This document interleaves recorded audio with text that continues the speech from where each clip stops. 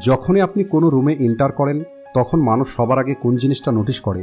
আপনার একটি শব্দ বলার আগেই মানুষ আপনার বডি ল্যাঙ্গুয়েজ দেখে, আর আপনার বডি ল্যাঙ্গুয়েজ দেখেই ডিসাইড করে আপনাকে রেসপেক্ট করতে হবে নাকি ইগনোর। কিন্তু আপনি হয়তো জানেন না এটা কাজ কিভাবে করে। আর এটা বোঝার জন্য এখন আমি আপনাদের দুটো ভিডিও ক্লিপ দেখাবো। একটি ক্লিপের মধ্যে বডি ল্যাঙ্গুয়েজকে ব্যবহার করা হয়েছে আর অপর ক্লিপের মধ্যে বডি ল্যাঙ্গুয়েজকে ব্যবহার করা হয়নি। আর এই দুটো ক্লিপের মধ্যে পার্থক্যটা আপনারা নিজেই বুঝতে পারবেন। সবার আগে দেখে নেওয়া যাক বডি ল্যাঙ্গুয়েজ ছাড়া video clip. Hi everyone, look, so excited to be here to talk about the core vocal foundations of great communication. It's vital that you learn to apply the things you learn, otherwise you will not be able to amplify the best parts of who you are. এই ভিডিওতে আপনারা দেখতে পেলেন এখানে কোনো রকমের body language ব্যবহার করা হয়নি। আর এখন আপনারা দ্বিতীয় ভিডিও ক্লিপটা দেখুন। Hi, great to see you all. I'm so excited to take you through some of the core vocal foundations.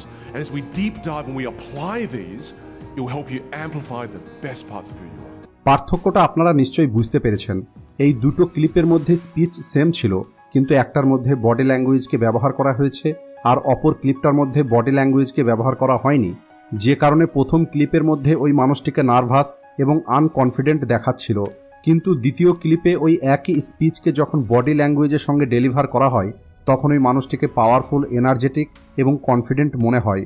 আর এই কারণেই আজকের এই ভিডিওতে আমি আপনাদের হাই কনফিডেন্স এবং হাই স্ট্যাটাস মানুষের পাওয়ারফুল বডি ল্যাঙ্গুয়েজ সম্পর্কে বলবো, যে বডি ল্যাঙ্গুয়েজগুলো ব্যবহার করে আপনিও একটি powerful, confident body language build করতে পারবেন, যাতে আজকের পরে কেউ আপনাকে ইগনোর করার সাহস না দেখায়। Step number 1, be a leader. এটা বোঝার জন্য আমি আপনার উপরে ছোট্ট একটি টেস্ট করতে চাই। আপনারা প্রথমে এই ক্লিপটা দেখুন।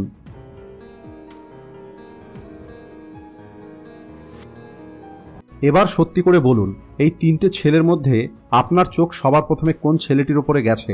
ফার্স্ট, সেকেন্ড নাকি থার্ড? আমি 100% গ্যারেন্টি দিয়ে বলতে পারি আপনার চোখ সবার প্রথমে দ্বিতীয় ছেলেটার উপরেই গেছে। কিন্তু এমনটা কেন? এর কারণ হলো সেন্টার অ্যাট্রাকশন। অনেক মানুষ ইনসিকিওর হয়, আর এই কারণে এরা যখনই গ্রুপের মধ্যে হাঁটে তখন এরা হয় সাইডে থাকে অথবা সবার পিছনে থাকে, কিন্তু একটি লিডার সবসময় মাঝে থাকে। যে মানুষগুলো মাঝে থাকে সবার প্রথমে ফোকাস তাদের উপরেই পড়ে, আর ওই মানুষটিকেই সব থেকে বেশি কনফিডেন্ট মনে হয়, আর এই মানুষগুলোকে লিডার মনে করা হয়। আর এই কারণেই যখনই আপনি অন্য মানুষদের সঙ্গে চলবেন তখন সবসময় সেন্টারে চলার চেষ্টা করবেন। একবার ভেবে দেখুন, যখন টিভি শোতে কোনো একটি মেন ক্যারেক্টারকে দেখাতে হয় তখন মেন ক্যারেক্টারকে সবসময় সেন্টারে রাখা হয়। আর যদি আপনারা থমাস সেলভিকে দেখেছেন তাহলে নোটিশ করেছেন থমাস সেলভি ওনার গ্যাংয়ের সঙ্গে যখনই চলেন সবসময় উনি সেন্টারে থাকেন, কারণ যে মানুষ সেন্টারে থাকে তাকে ইম্পর্ট্যান্ট মনে করা হয়, তাকে লিডার মনে করা হয়। আর যদি আপনি ওই মানুষ হয়ে থাকে যে সবসময় সাইডে চলে, মেন স্ট্রিমে আসতে ভয় পায়, তাহলে আপনাকে কখনোই ইম্পর্ট্যান্ট মনে করা হবে না। তাই আপনি যখনই গ্রুপের মধ্যে চলবেন তখন আপনাকে সেন্টারের মধ্যে চলতে হবে। Step number 2, walking. যখন আপনি কোনো রুমের মধ্যে প্রবেশ করেন তখন মানুষ আপনার বডি ল্যাঙ্গুয়েজের মধ্যে যে জিনিসটা সবার আগে নোটিশ করে সেটা হলো আপনার ওয়াকিং স্টাইল। আর ফার্স্ট ইমপ্রেশন তৈরি করার জন্য আপনি দ্বিতীয় কোনো সুযোগ পাবেন না। এই কারণে আপনাকে কিছু ইম্পর্টেন্ট পয়েন্টের উপরে মনোযোগ দিতে হবে। প্রথমত, আপনারা দেখেছেন যখন কোনো ছোট প্রাণী ভয় পায় তখন তারা নিজেকে ছোট করে নেয়, আর এই সেম জিনিসটা মানুষের উপরেও প্রযোজ্য। তাই যদি আপনি আপনার ওয়াকিং স্টাইলকে বেটার তৈরি করতে চান তাহলে আপনি আপনার শোল্ডারকে রিল্যাক্স করুন, আপনার শোল্ডারকে ন্যাচারালি সুইং করতে দিন। কখনোই আপনার কাঁধ ঝুঁকে হাঁটবেন না, কারণ এটা আপনার ইমপ্রেশনকে খারাপ তৈরি করে। দ্বিতীয়ত, জঙ্গলের রাজা সিংহ যখন হাঁটে তখন নিজের মাথা এবং নিজের চোখ স্ট্রেট রাখে। একইভাবে যত লিডার আছে, যত পাওয়ারফুল মানুষ আছে, তারাও যখন হাঁটে তখন তাদের মাথা উঁচু থাকে। এরা কখনোই আই কন্ট্যাক্ট অ্যাভয়েড করে না। কিছু মানুষ আছে তারা যখন হাঁটে আর এদের সামনে যদি কোনো মানুষ চলে আসে তাহলে এরা মাথা নিচু করে নেয়। এরা অন্য মানুষের চোখের দিকে তাকাতে পারে না। এরা ভিতর থেকে আনকমফোর্টেবল ফিল করে, আর এরপরে এরা দ্রুত হাঁটা শুরু করে। আর আপনার এই বিহেভিয়ারটা আপনাকে ইনসিকিউর দেখায়। আর এই কারণে যখনই আপনি হাঁটবেন সামনের দিকে তাকিয়ে হাঁটবেন, আপনার মাথাকে সবসময় উঁচু রাখবেন, কারণ এটা দেখায় আপনি কোথায় যাচ্ছেন এবং কি উদ্দেশ্যে যাচ্ছেন। তৃতীয়ত, আপনার চলার গতি। অনেক মানুষ এমনভাবে হাঁটে যেন তাকে কেউ তাড়াচ্ছে, আবার এমন অনেক মানুষ আছে যারা এতটা ধীরে হাঁটে যেন তাদের সময়ের কোনো মূল্য নেই, এদের কোনো কাজ নেই। তাই আপনাকে এই দুটো স্টাইলকে অ্যাভয়েড করতে হবে এবং আপনাকে এমনভাবে হাঁটতে হবে যেন আপনি খুব স্লো হাঁটছেন না, আবার খুব দ্রুত হাঁটছেন না, বরং আপনাকে মিডিয়াম স্পিডে হাঁটতে হবে।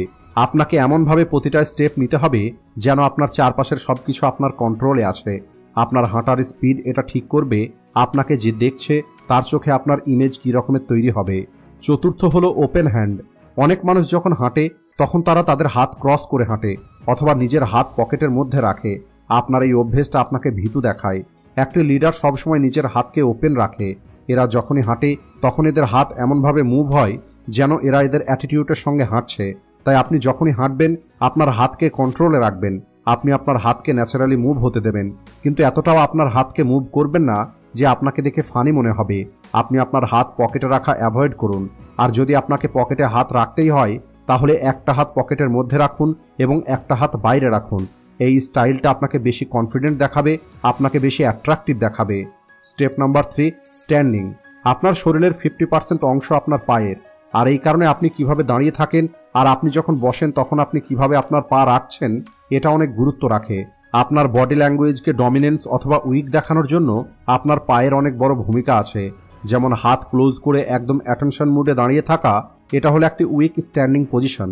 আর এই পজিশনটাকে ওই সিচুয়েশনে ব্যবহার করা হয় যখন আপনি সামনের মানুষটা থেকে দুর্বল, কিন্তু যখন আপনি সামনের মানুষের চোখে নিজেকে পাওয়ারফুল এবং ডমিনেন্স দেখাতে চান তখন আপনি আপনার হাত পা এমনভাবে রাখবেন যেন আপনি হলেন তার বস।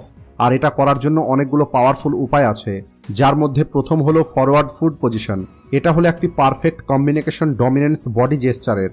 আর এই কারণে রেড কার্পেটের ওপরে বেশিরভাগ সেলিব্রিটি এই পোস্টারটাকেই ব্যবহার করে যাতে তারা নিজেকে পাওয়ারফুল এবং অ্যাট্রাকটিভ দেখাতে পারে। কিন্তু প্রশ্ন হলো এই অ্যাট্রাকটিভ পজিশনের সঙ্গে নিজের হাতকে কিভাবে রাখতে হবে। আপনি আপনার একটা হাত আপনার পকেটে এবং আরেকটি হাত বাইরে রাখতে পারেন। আর যখন আপনি এভাবে দাঁড়াবেন তখন মানুষ আপনাকে সিরিয়াস এবং কনফিডেন্ট মনে করবে। দ্বিতীয়ত ফিট। অনেক মানুষ যখন দাঁড়ায় তাদের পা চিপকে দাঁড়িয়ে থাকে, এটা আপনাকে আনকমফোর্টেবল এবং নার্ভাস দেখায়। একটি পাওয়ারফুল ম্যান যখন দাঁড়ায় তখন দুটো পায়ের মধ্যে একটি স্পেস রাখে। তৃতীয় হ্যান্ডস। হাত হলো আপনার শরীরের সবথেকে ইম্পর্ট্যান্ট একটা জিনিস। যদি সবসময় আপনি আপনার হাত পকেটের মধ্যে দিয়ে দাঁড়ান অথবা হাত গুটিয়ে বুকের মধ্যে রাখেন তাহলে আপনাকে ইনসিকিউর মনে হবে। কিন্তু একটি সিগমা মেল নিজের হাতকে ন্যাচারাল এবং কন্ট্রোলে রাখে। Step number 4, sitting. এতক্ষণ পর্যন্ত আপনারা একটি হাই ভ্যালু ম্যানের মতো চলা এবং মানুষের সামনে কনফিডেন্সের সঙ্গে একটি বসের মতো দাঁড়ানো শিখে গেছেন, কিন্তু যদি আপনি বসার সময় ভুল করেন তাহলে আপনার কনফিডেন্সটা মুহূর্তের মধ্যেই শেষ হয়ে যাবে। আর এই কারণে আপনাকে এমনভাবে বসতে হবে যেন আপনি হলেন বস, অর্থাৎ রিল্যাক্স এবং কনফিডেন্সের সঙ্গে আপনাকে বসতে হবে। আর এর জন্য কিছু বডি পোস্টার আপনাকে খেয়াল রাখতে হবে।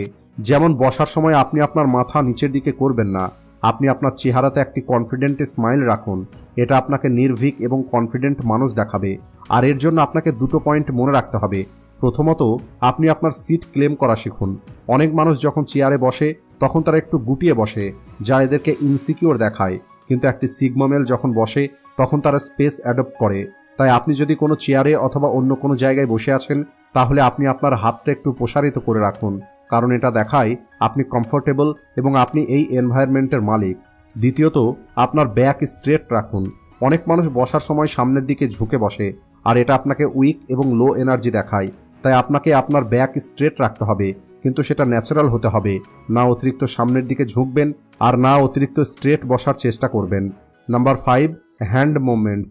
এই স্টেপটা এত বেশি পাওয়ারফুল যা আপনার যে কোনো একটি কথাকে 10 গুণ বেশি পাওয়ারফুল তৈরি করতে পারে। আর এই কারণে প্রতিটা বিজনেসম্যান, পলিটিশিয়ান, ইনফ্লুয়েন্সার এই বডি ল্যাঙ্গুয়েজকে ব্যবহার করে নিজের কথাকে বেশি পাওয়ারফুল তৈরি করার জন্য। আর এর জন্য 3টি হ্যান্ড পোস্টার আছে। প্রথমত, যখন আপনি কোনো গ্রুপের সামনে কথা বলেন তখন আপনি আপনার হাত লেফট থেকে রাইট অথবা রাইট থেকে লেফটে স্মুথলি মুভ করবেন। এই পোস্টার দেখায় আপনি এই কনভারসেশনকে কন্ট্রোল করছেন। একটি স্পিকার, লিডার, সিগমা মেল এই পোস্টার ব্যবহার করে মানুষের অ্যাটেনশনকে নিজের দিকে নিয়ে আসে। দ্বিতীয়ত, আপনি আপনার হাতকে ব্যবহার করে আপনার কথা অনুযায়ী একটি ফ্রেম তৈরি করুন, যেন আপনি কিছু বোঝাতে চাইছেন অথবা আপনি কোনো একটি কথাকে হাইলাইট করছেন। তৃতীয় হলো কাট। কখনো কখনো নিজের বলা পয়েন্টকে বেশি গুরুত্ব দেওয়ার জন্য আপনি কাট জেস্টার ব্যবহার করেন, অর্থাৎ আপনার হাতটা ভার্টিক্যাল পজিশনে নিয়ে এসে একটি শার্প মোশনের সাহায্যে নিচে অথবা সাইডে মুভ করা। আর এই সমস্ত স্টেপগুলোকে ব্যবহার করে আপনি একটি কনফিডেন্ট এবং ডমিনেন্ট বডি ল্যাঙ্গুয়েজ বিল্ড করতে পারবেন। তো বন্ধুরা, আজকের ভিডিওটি এই পর্যন্তই। ভিডিও ভালো লাগলে ভিডিওটিকে লাইক ও শেয়ার করতে ভুলবেন না। Thanks for watching.